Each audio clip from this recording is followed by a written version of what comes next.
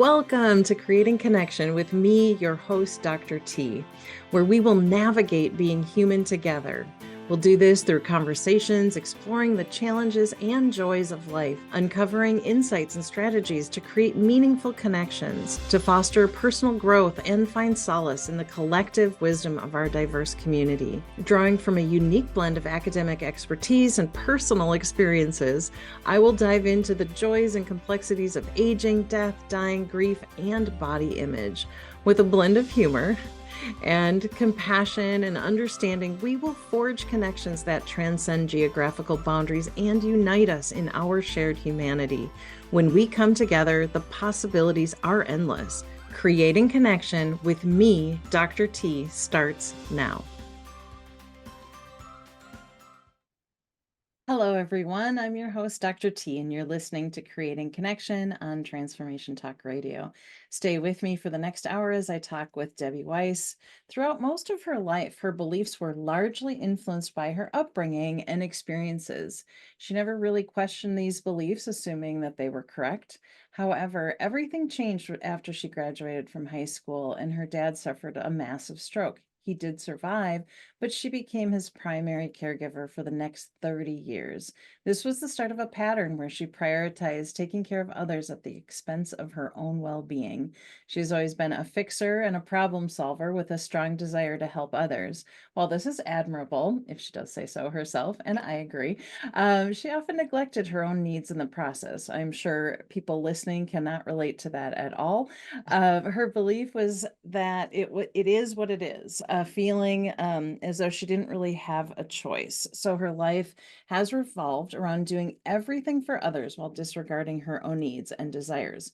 She would hear about what others were doing and feel envious, thinking, that must be nice, but I can't do that. Whenever someone made a suggestion, she always had a reason why I can't do it. It seemed like others could, but she couldn't. Debbie, welcome. I am so thrilled to have you on. I was a guest on your podcast, and I was supposed to look up the number, but we'll plug that at the end for sure. But I wanted to just jump in. So first of all, thank you for being here. And then I love this quote from your website.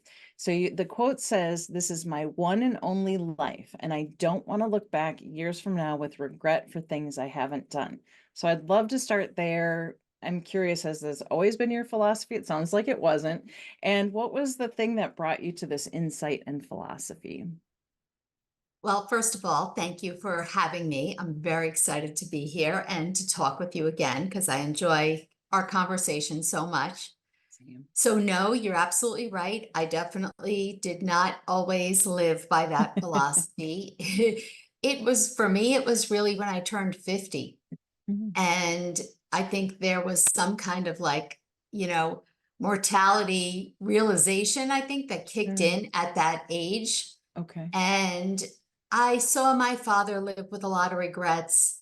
I hear my mother doing the same thing. And I thought to myself, if God forbid I died right now, would I feel the same way? And 100% I would have. Wow. And life flew by, the first 50 years, where did they go? And I just knew that the next 50 are going to go just as fast, if not faster. Yeah. And if I don't want to have any regrets, it was up to me to do something about it.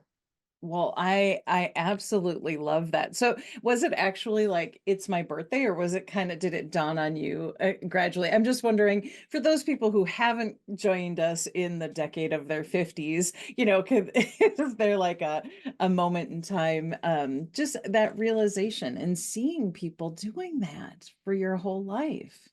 Yeah, no, it wasn't like, this aha moment where the skies opened up and songs started singing, right? No, I think it was just, it's funny. A friend of mine just turned 49, and she was saying how she's finding 49 difficult. Mm. And I told her I had also, for me, like the 9, right? 29, 39, 49, 59, because now I'm in my 60s. That was more difficult for me. I think it was just the realization of, or that anticipation of turning that next age. And by the time I got to the decade number, I was ready to celebrate. So I don't think that there was one moment. For me, it seems like it was almost a year or so processing Okay. the whole thing. And I don't think there was one point in time. It just all of a sudden, after a lot of thinking and soul searching, it dawned on Sure. me. And I think you're right. As we start to face mortality, and you were a care partner for decades, and it didn't stop there. I know. So we'll get into that. But as a care partner, it is easy, especially if your tendency and natural inclination is to put other people first. You spent your entire life doing that, so I can see why that awareness of like, oh my gosh, 50 was here before you know it. What's going to happen in the next decade and the next decade? Before we got on, before we actually started recording, I said, how is it August already? So you're right. Like it starts to go so fast. And my grandma used to say that too. She's the only person that called me Terry, but she would say, Terry, don't wish your life away. It goes fast enough. And every time I have those like leaps of like, how is it this time? I'm like, yeah, grandma, you were right. For sure, for sure.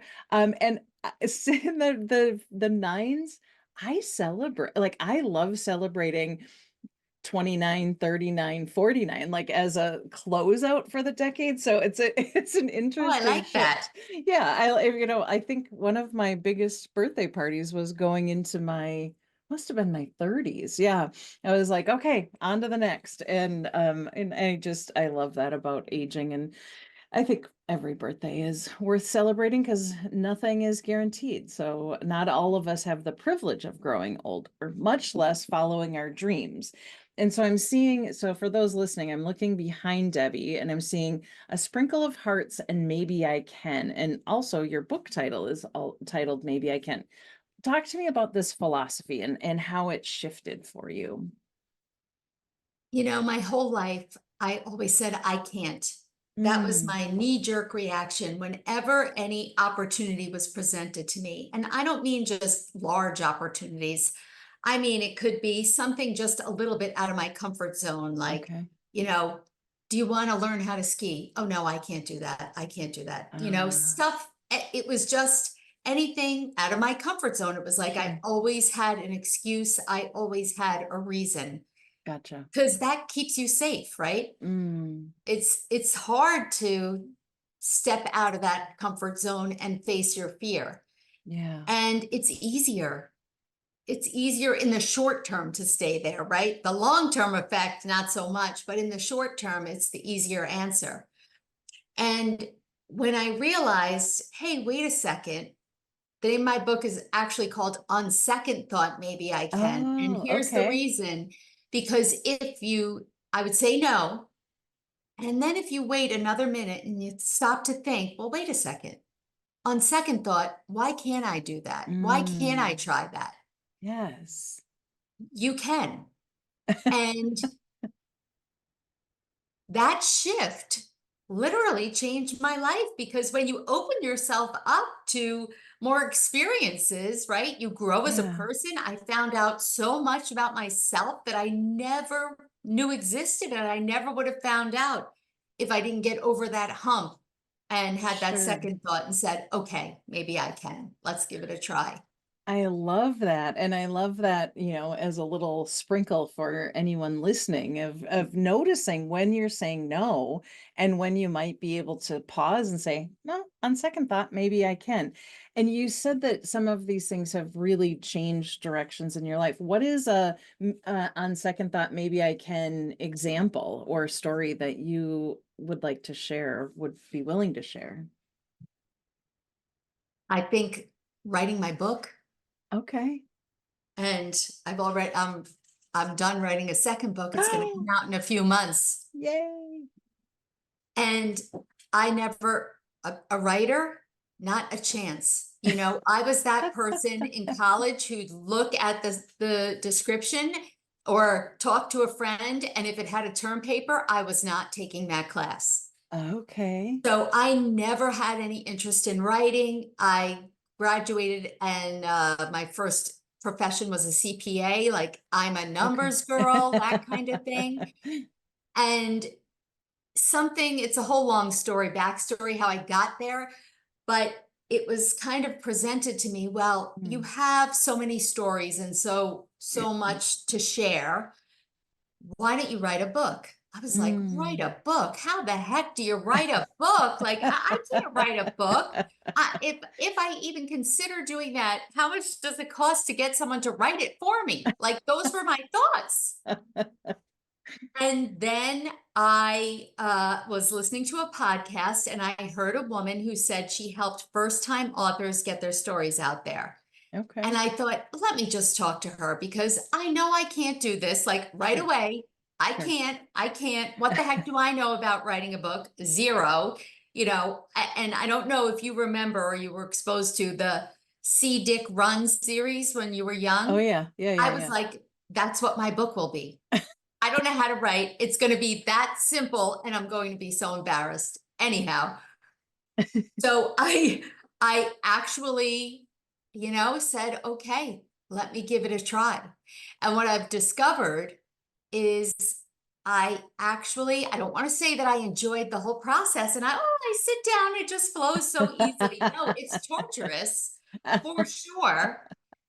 But when you hold it and you have Mm. that accomplishment and you're getting that message out that you want to share, Yeah. I found that there's nothing that can beat it. And I can't believe already that I've written a second one when I thought I wasn't even going to write a Yes. first one. And now I'm like, Yes. oh, what should I write about next? Like, who is this person? I'm supposed to be on an adding machine. I love that. And can you give us a tease about what the second book is Oh, about? absolutely.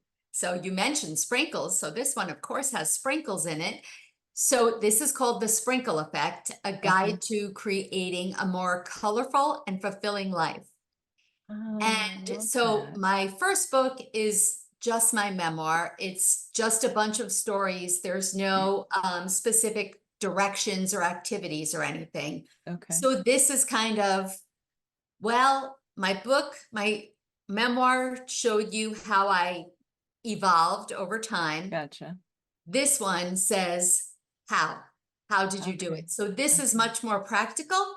There are 15 what I call sprinkles, a Okay. sprinkle of courage, a sprinkle of belief, a sprinkle of action, discipline, Oh, joy, I that kind love of that. stuff. Yes. And for each sprinkle, besides the explanation and a little bit of a personal story, there's activities, there's exercises, and I'm also creating a companion workbook to go with it. So you have it Fantastic. all in one place. Yes. Well, and I like this idea of sprinkling, right? Because I know for my journey and when I am doing coaching or working with people, the tendency is like, okay, I want to change everything all at once, and you can sustain that for maybe 2 weeks, or I think what the stats for like New Year's resolutions, they're mostly done by mid-February, so if not earlier. And so this idea of sprinkling these things in your life versus, okay, a whole overhaul might seem impossible, and especially for those of us in our 50s and beyond, because maybe we have had the habit pattern of not saying yes. Maybe we have had the habit pattern of putting other people first. And so then to say, like, what do I even like? Or how do I even go about it? Oh, just a little sprinkle. Just a little sprinkle Exactly. seems so like I haven't read the book yet, obviously, because it's not out yet, but I look forward to it because it seems so open, and I'm a colorful person too. So I love the colors. And so that makes me happy in general. So your second book when is it coming out? I don't know what the 11, words are. 11.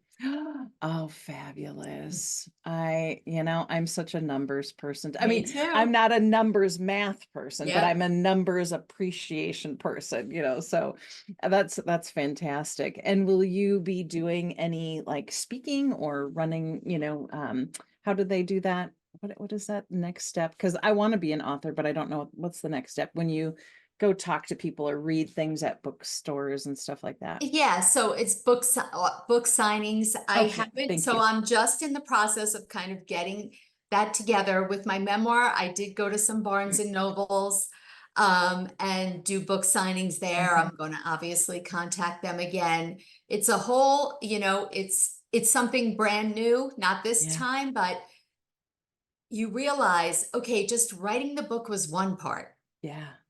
Nobody just comes and finds you, just like everything else, right? It's like, Right, oh, I wrote this right. book, here I am. No, no, you've got to, it's a business, unfortunately, to Sure. try and get your name and your message out there. So, Yeah. it's a work in progress.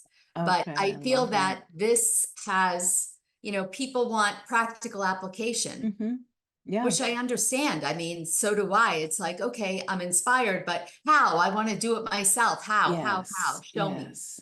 And Yes. so I'm really, really happy with this. I think I have a little bit of a how to use this book in the beginning, and it is similar to what you were saying in that it's a sprinkle at a time, but it's like, you know what? Maybe you're good with discipline and courage, and so just then start with the sprinkle that you feel like, I don't take action. I have all these great ideas, Okay. but then I stop. Okay, so then just go right to the sprinkle of action. Yes. Use Yes. it as you see fit. I love that. I love that because, I am a, reader from like cover to cover. And I always feel like when authors give me that permission to like skip Yes. around, I tend still not to, but I always appreciate the thought. And there's one that I'm reading right now that I did just skip to, like I want to just know about this part of it. And it feels just wacky to have a whole first section of the book that I haven't read, but that's not an interesting story, but I get it. anyways, I yeah. totally, I'm the same exact way. It's like, as a matter of fact, that reminds me, when I wrote my first book, I had the outline and I was finding it so difficult. And one day I went to this group that I was a part of, and I'm like, oh my gosh, I just am having so much trouble writing chapter 4. And they're like, well, go to chapter 7. I said, what? That's out of order. I can't do that. I can't write chapter 7 if I didn't write chapter 4. They're like, hello. Sure. Nobody knows the order that you wrote it in. And that gave me such permission. But I was thinking exactly like you, Yes. like, I can't do that. I can't do that. I'm skipping the part of the story. And so when Yes. I had that permission, I could sit down on a writing day and look and say, okay, which of these stories, once I had the outline, which of these stories am I feeling today? That I Yes. want to talk about. And that Yes. made it so much easier. Oh, that's great advice. Yeah. For me, aspiring author, and for anyone listening who wants to do that as well. You don't have to do it in order. You don't have to read it in order. You don't have to write it in order. No. That's amazing. And so help me, like let's just back up a little bit because I know, I mean, 30 years of care, partnering and being the primary for your dad. And then I know that you also were the care partner for your husband before he passed. So talk to me about some of the lessons that you might want to pass on for people who are doing care, or, is there something that you learned that you're like, ugh, everyone should know this? Yes, for sure. And you kind of mentioned it in the intro. Caring for yourself is not selfish. Mm, It's imperative, because I yeah. did not do that for the longest time. Okay. And I was burnt out. I was angry. I was Mm, resentful. I yeah. was so quick to anger. Mm, And it was because I was not taking any care of myself. I was so busy doing for everyone else, and oh, in sure. my 20s, it was just my dad. But then, I got married. I had my kids late in my 30s, Mm-hmm. so actually, as my dad was getting sicker, as he got a little bit older, that's when my kids were like going to activities and in Sure. school. And I was running between work, the kids. My father was in a nursing home the last 3 years of his Yes. life, and I was the only one visiting him, and I was like, I got to get there. I don't want to leave him alone every day. Yeah. And, you're wondering, where do you go first? Mm-hmm. And in that, you're in that vicious cycle, and you're taking zero time to do anything for yourself. Right. And what I learned was, when I realized this and I started to consciously prioritize my own care, then Mm, I showed up better for the people I was taking care of. sure. So it wasn't selfish. It was helpful for all of us. Right, right. And that's a mindset shift because it can be this cognitive awareness, like, yes, put your air mask on first, as they say in airplanes, or you can't fill from an empty cup. And we have these phrases because, it's like a simple but not easy practice. Because in the midst of that, how do you pull aside and go like, okay, I'm going to go for a walk myself when you are doing carpool, when you are doing visits and feeling, that need to support everyone in your life, knowing that. Do you remember like how you started to like fill your own cup or take your care as a priority? I started by prioritizing my exercise because for Okay. me, exercise that I love, okay, exercise that I enjoy. There's some that I do now that I don't really enjoy it too much. It's good for me, but what I enjoy, which I like to dance. So for me at that time, it was jazzercise, which I did for Okay. 30 years. But I said, for me, it's the physical's great, but it's mental. It's Mm, it's the stress relief that okay. I get going to that class, getting into the music, which Hmm. I'm lost in that. Yeah. It's an hour that I'm not thinking about what I have to do. I'm not thinking about everyone else. I would walk in there so wound up, so Yeah. tightly, right? And chatting with someone beforehand. Oh my gosh, this happened and that happened. By the end, I was like, oh, have a nice night. Yes. Well, and I would say too, I mean, that's something about getting into the body and out of your head as well, right? There's that, and that's where, we can only be in the present moment in our bodies, but our brains can take us like to 10 steps of worry in the future or ruminating about the past and wishing things were different. And so coming back to the present moment through movement is really powerful, and music is as well. And I need to find the study, but I saw a graph recently where they showed dancing as one of the top Oh, ways to like kind of interesting. complete the stress cycle. And so I tell people, have a kitchen dance party, throw on some music and, just literally shake it off, like Taylor Swift says, and Yep. take a 3-minute dance party break if an hour class seems like too much. And sometimes I, especially if people have young kids, I'm like, I bet the kids would think it's fun too. And so, for anyone listening, if you're feeling that stress, Debbie's bringing up this important concept of, getting back into your body and helping yourself ground and recenter, and in by whatever means. So it needs to be something that you enjoy, because otherwise you're not going to keep it up. And if you are in a perpetual care cycle, you might not even know what you enjoy, right? So that gets lost too when you are so in front of other people and doing for other people. It's you lose yourself in like, what do you even like? So would you have suggestions of like how does someone even rediscover or reconnect with like what they like if they are in that kind of long-term care? I think back to what you like to do as a kid. Ooh, yes. Right? Yeah. I mean, I always loved to dance. I always loved music. What are the options? And, Okay. just like I said, well, maybe I can just try something, Yes. Maybe right? I can. Just that act of trying something, even if you discover that you don't like it, it's still a feeling of accomplishment, Mm-hmm. right? I mean, 100%. it's like, okay, I gave that a try. Nothing happened to me. I didn't like it. Cool. Let me move on to the next thing. Yes.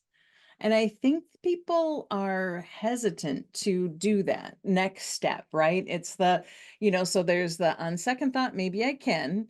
Then there's the trying, and then there's the deciding, and deciding without judgment, right? Like, so Yes. can you decide, I liked it or I didn't like it without judgment versus like beating yourself up like I should want to run or I should want to do this or I should blah, blah. That shoulding on yourself, as they say, Yes. is really dangerous. So that's what I like, this idea of like, okay, on second thought, maybe I can.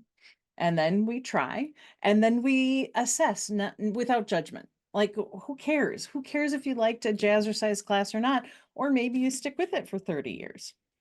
Yeah, exactly. You won't know until you try.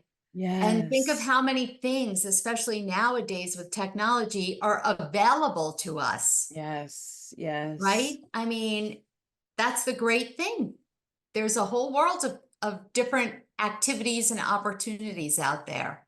Yeah. So, and another form of self-care that I want to share with you that for me, I found really powerful. And I think most caregivers are giving people who, Yeah. who are maybe people pleasers that don't like to say no. And I didn't even realize until a friend pointed it out to me. She said, just say no. When someone asks you to do something that you don't want to do, just say no. In that time that I was in the thick of it with the kids and my dad and everything, I also was volunteering for like 3 different organizations. Well, why? What was I thinking? Was that the good time? They needed me, they asked me, oh Yes. dear, Yes. so I was throwing that in the mix too.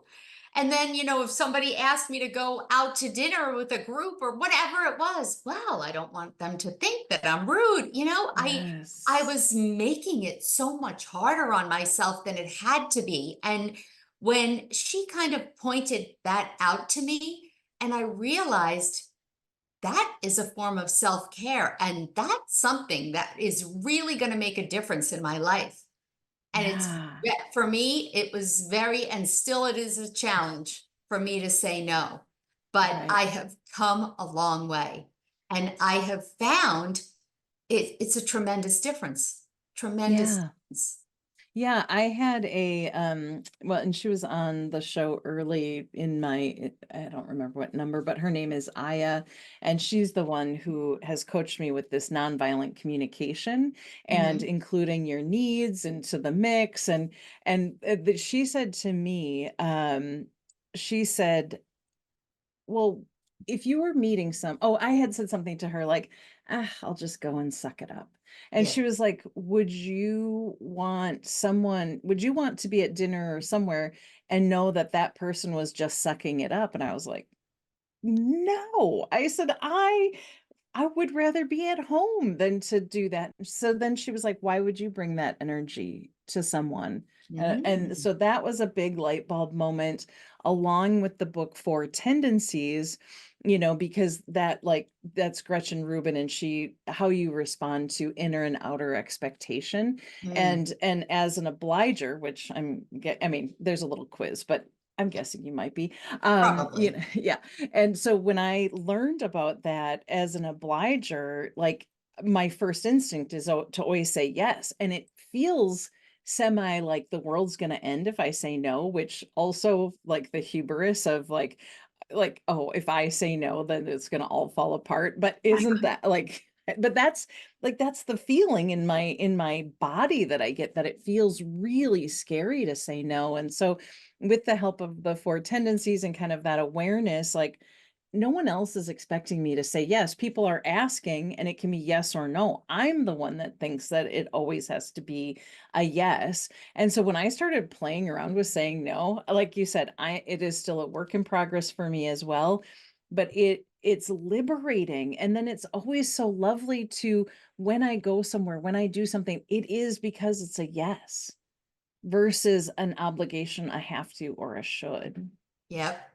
That's what it It's is. It has to be a hell yes or it's no.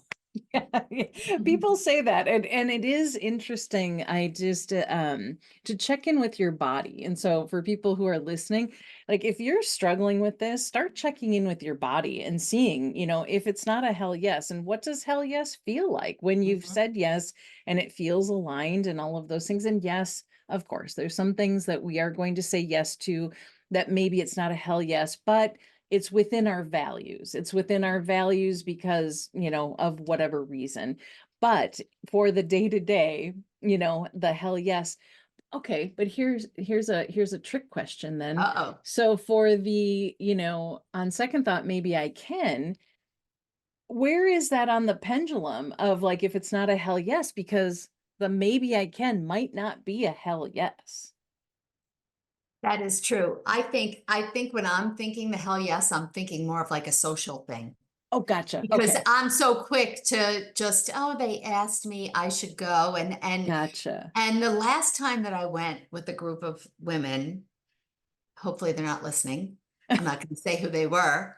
I'm sitting there thinking to myself, I you don't want to know, be you here. knew you really didn't want to go Mm-hmm. beforehand.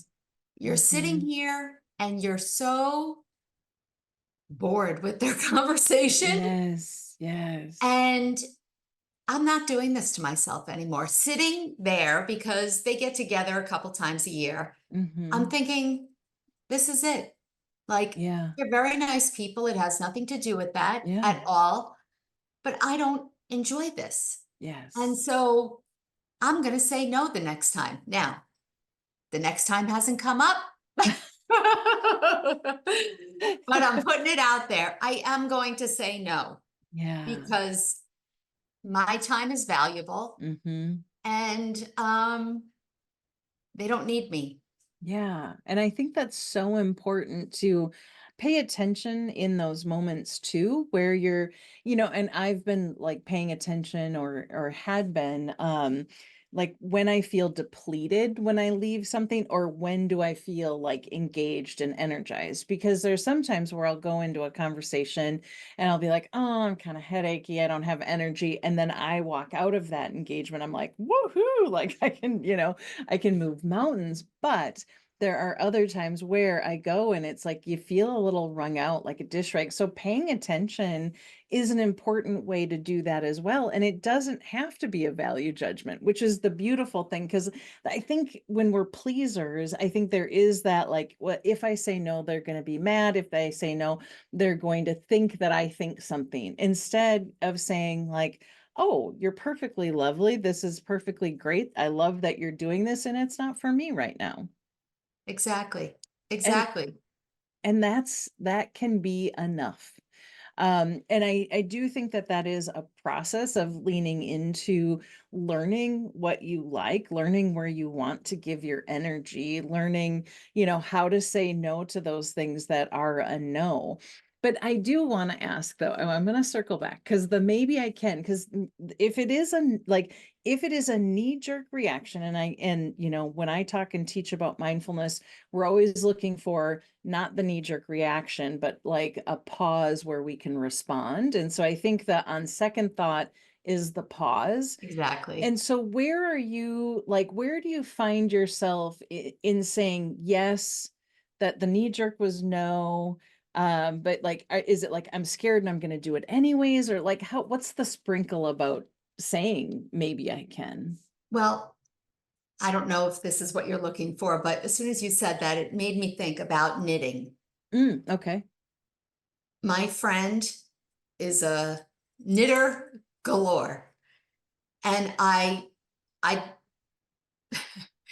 I don't do crafts. Okay, this Okay. is this is the I don't, right? Gotcha. I don't do crafts. There's nothing about me that's creative. I don't have a creative bone in my body. These are all the Mm. messages that I told myself my whole Yes. entire life. And so back almost 2 years ago now, I was telling her, it was when Michelle Obama's maybe first book came out or second book, and Okay. she was talking about how during the pandemic she taught herself to knit and how she found it relaxing. Okay. And for her, it like turned into a form of like self-care, just the repetitiveness of it calmed Mm-hmm. her down. And I was talking to my friend and I said, did you read this yet? She learned to knit, blah, blah, blah. And my friend says, do you want to learn to knit? And I'm thinking to myself, oh crap, why did I even bring this up to her? And I said, knit? No, I'm not creative. I couldn't do it. And I mean, I started with all the excuses. Yes. I hate to say this. This is why I should have changed the name of my book. She says, maybe I can. And I said, Oh, no, no, no. No. oh, Your own words flipped on that's you. it. And I was like, you're right. But then I always have to qualify everything. I said, but you'll see, you'll get so, because she was going to teach me. She was all Mm. excited. I said, you're going to get so frustrated. Well, I did learn to knit. I do actually really, really enjoy it. Oh, yay. However, I don't need to learn everything. Yes, yes. You know, she's like, well, I fixed this for you. Do you want to learn how to do it? No, I'm good. Nope. I want to do it on my own terms. You Right, know, right. and I have made in the almost 2 years, I've made like 2 scarves, 4 baby hats, 2 adult hats, like, you Yes, know, and I have really found it relaxing. I I mean, it love gets that. frustrating when I can't figure out how to fix something and all of Sure. that, but she is like my superhero, and I That's just call amazing. her and she like shows up and fixes my knitting. Oh, God bless. But That's I amazing. never, and like Michelle, although Michelle Obama did it all on her own watching YouTube, so she knows how to do everything. I don't, but I do find it very calming. Yes, yes. And it is something in a million years, just like writing, it kind of falls under that creative or analytical or what, you know, whatever that right Yeah. side, left side, right? I'm like, I don't do that side. Yes, And look what I've yes. discovered about myself that I I, never would have, that I like to write, yes, that I like to knit, you know, and yes. who knows what else.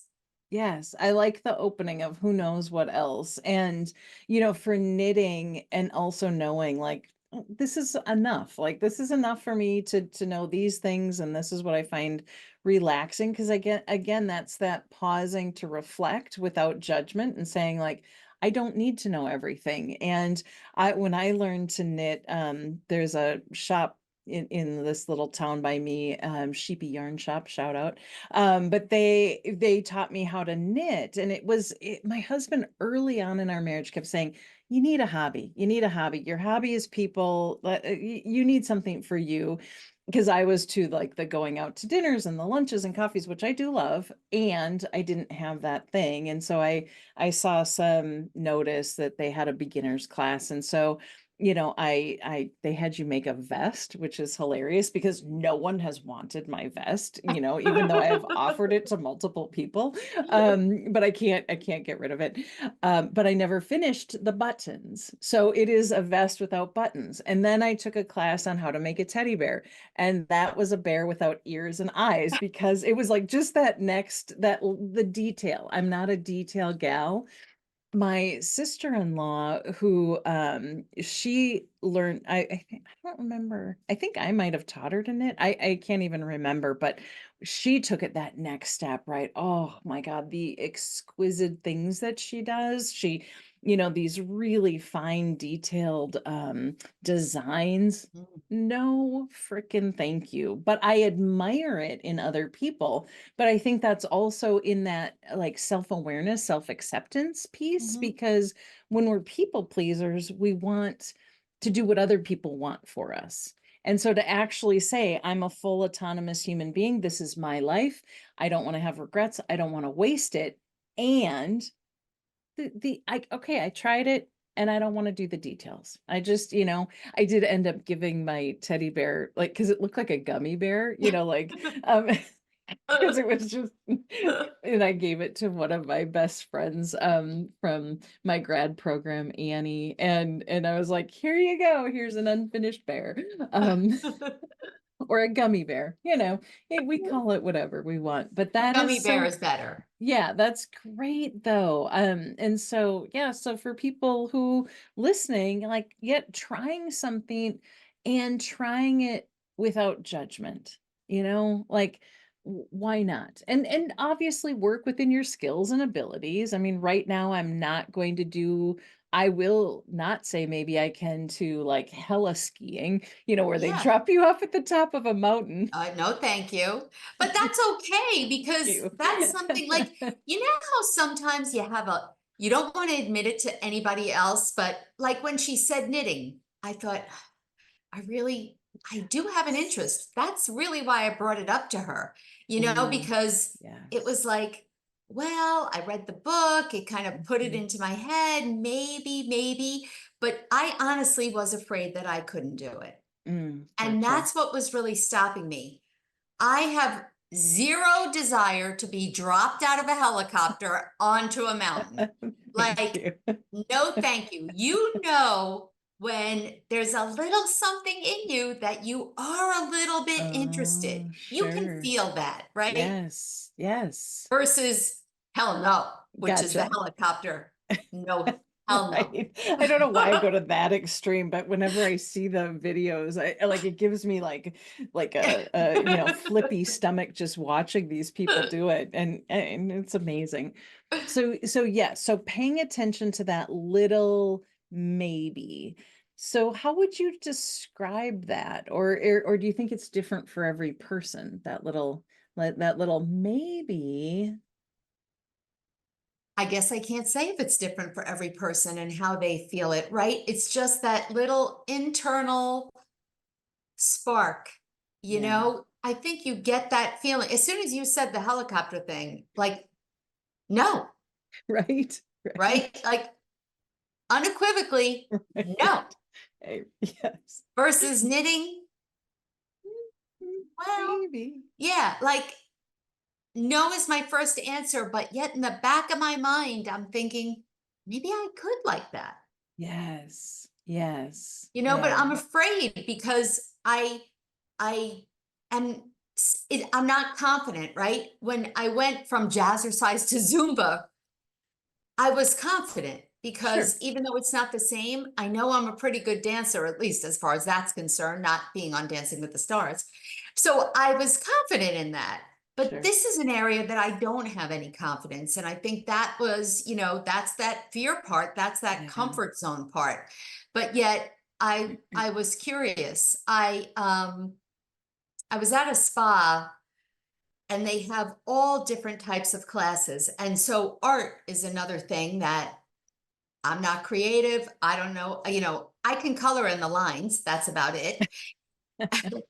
But people are talking about how art can be so relaxing, right? And I have tried it with like the adult coloring books, Oh, sure. and I don't do it regularly, but whenever I have, it is relaxing. Yeah. And Yeah. I'm surprised by that. And so I was at this spa. I was actually with a friend, but she had left early. And I was determined to take one of these art classes that they had.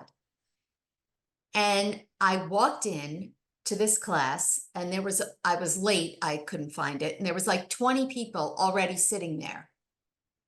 And I was so nervous. I Mm. can't tell you because just by what they were saying and doing, I thought, oh my God, I know what a paintbrush looks like, but that's it. I can't even remember. Do you dip it in the water? Do you dip it every time? Uh, and even though there was an instructor who gave instructions, she didn't give that basic level instruction Yes. that I Yes. literally needed. And Gotcha. I'm sitting there like by myself. I mean, in a class sitting Sure, next to other sure. people, but I didn't have a friend with me like a lot of the other people had their, Yes. friends with them. I was so um just overwhelmed and could not get out of my head. Okay. It took me, I don't know, it was a 2-hour class. I think it probably took me the first hour to Mm. realize I'm not getting graded on this. If this Yes. is the most disgusting thing that you ever saw in your life, I can just throw it in the garbage. I am not here to create a work of art that I think is going to get Yes. hung on my living room wall. Yes. Relax and just do it. Do the best you can. Yeah. And once I did that, and I found that once I was able to push that anxiety aside, and realized these 20 people aren't watching what I'm doing. Like, why do I think that they're paying attention to me? Right, right. It's the Everyone's paying, and the woman next to me on one side was so sweet. And, I would ask her questions and she handed me, use this size paintbrush. She'd tell me, and once I was able to relax, you know what? I did find it therapeutic. I yeah, did find it relaxing. And I nice. came home from that and I thought to myself, I think I need to find like a beginner painter class or art class, something. Yeah. And I did originally search online and it just didn't fit into my schedule and I haven't found anything local yet. But Oh, I have some online recommendations for you. oh, Yes, I'll send you links oh, when we're done. good. Yes, because Yeah. that's yeah. And here is something, it's like another in under that creative umbrella that I Yes. have zero confidence in. Right. And so I find it so intimidating. But yet when I'm able to push those thoughts aside and really step into it and enjoy it, Mm, wow, it's I loved it. I loved yes. how I felt afterwards. And you know what? It was like some I can't think of like the dots, like you not paint with dots, but whatever. Some of my dots were like a little too big and who cares? Who cares? Yeah. I actually kept it for a while in Good my for you. view Good for by my you. desk so I could, see my masterpiece. Mm-hmm. And till eventually it made its way to the garbage, but it doesn't matter. It didn't Right. matter. I Well, did and it. yes, and you're talking about something so powerful. And I think that people really, because you're talking about getting in your own head, you're talking about trying to get out of your head, you're talking about what you think and the stories that you tell yourself or the stories that we tell ourselves about who we are in this world, which gets shaped from early childhood and gets reinforced. And then we just start believing I am this type of person. I am not that type of person. So it really is an invitation to pause and question the stories that we're telling about ourselves, to pause and say, okay, it's 2 hours out of my life. No one, it's not the end of the world. I did, you said Zumba. My friend Annie, who got the gummy bear, this was when we were in grad school, and so I'm in my mid 40s, and the university had the gym had classes. So I knew that my mother-in-law did Zumba classes. I was like, well, that seems like something I could do. It it was hilarious because the level of Zumbaing that was happening, I mean, and it was all to Beyonce. Then there was some dance off, and they're like they divided the room in half, and there was like on the ground stuff, and I'm in the back just kind of like do do Yeah. do, and like, but I did it. It's a core memory now because it was hilarious. I tried it. Was I saying like, yeah, that's not my jam? Like maybe I could have kept going and learned all of the steps, but that's not how I wanted to use my energy. Oh, and then God love those undergrads who were like just fit and lovely, didn't break a sweat. Like they're just pristine as we're leaving the class. And I barely, I don't know if I did a third or a half of the moves, but I dripping with sweat, red in the face. But it was one of those things where I thought, oh, sure, I will just try this. And so I think it's like, what stories are you telling yourself? Where are you holding yourself back so that you can discover new facets of yourself? You're a knitter of hats and scarves and baby blankets, or like that I too, I went from no hobbies to, with again my husband's encouragement, because he's like, he's always such a yeah encourager. Is that the right word? It doesn't matter. But I have, our guest room, and I'm pointing behind me because it's right behind my office, is my art room. I have a Oh. freaking art room now, Debbie. Like I have art. Like I have art that I've hung up in my house that sometimes I look at it and I'm like, how did I paint that? And I have no idea, because I'm just, I'm playing, and that's part of my meditation practice, is that every morning I do something like I have like sketchbooks, and so I paint a watercolor, and then like and it doesn't matter, like it might be just colors on a page, sometimes it's kind of muddy, sometimes it's whatever, but maybe I'm practicing leaves, doesn't matter. But then I go back, and once it's dry, then I write my gratitudes for the day or what I appreciate for the day. So I'm using it as like playing with color, and then I'm also using it as a gratitude practice. And so for me, that has opened up so much. And it's nothing. Like I'm really literally 5 minutes, spray my paints and throw some colors on a paper. And sometimes I'm like, ooh, I really like that. And sometimes I'm like, ooh, well, I don't know what was going on in my brain when I did that. They can't Oh all be my winners. gosh. They I can't all be love winners. that. So, Yeah. so is that like, did you always enjoy art? Or so No. what made you try that? You know, it was the paint and sip night. So my Oh, yep. friend, and then we did it a couple in grad school, like for my birthday, and different things. And a friend of mine here in Minnesota, it was like a snowy day, and she's like, "Let's go Mm. to this class." And it was, there was an opening, and I loved it, and I loved like throwing in different colors when they didn't say that colors should be there, and so then Charlie again, I think it was for one Christmas, he talked to someone he knew who did a lot of art and said, what do I need to get her? And so he got me a little easel and all these paints and brushes. And so I didn't do it a lot in Reno because our house was really small and it was like taking things in and out.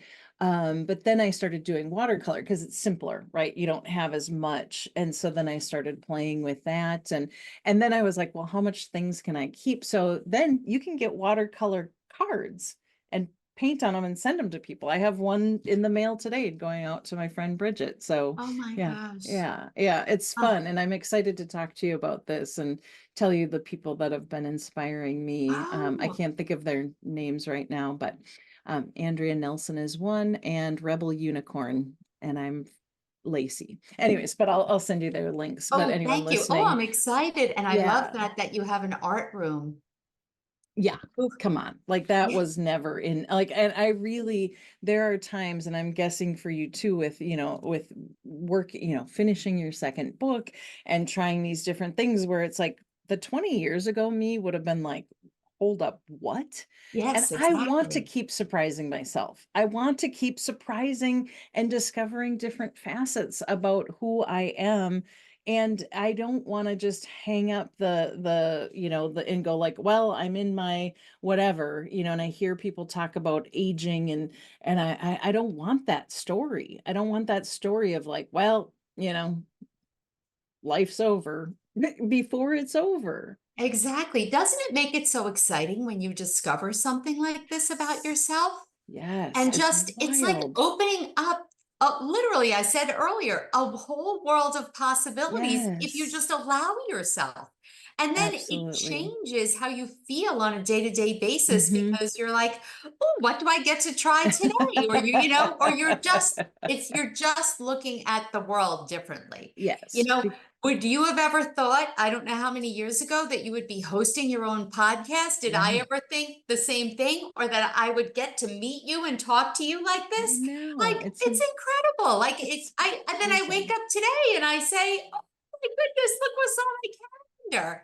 I didn't Yes. say that before. It was just, yeah, I'm going to work. Then I got to go home. Yes. I got to stop at the drugstore. You know what I mean? It's just such a different feeling. Your whole Yes. life changes. Yes. And I think that is from saying yes to yourself and saying no to the things that are draining you. And it doesn't, yeah, I absolutely.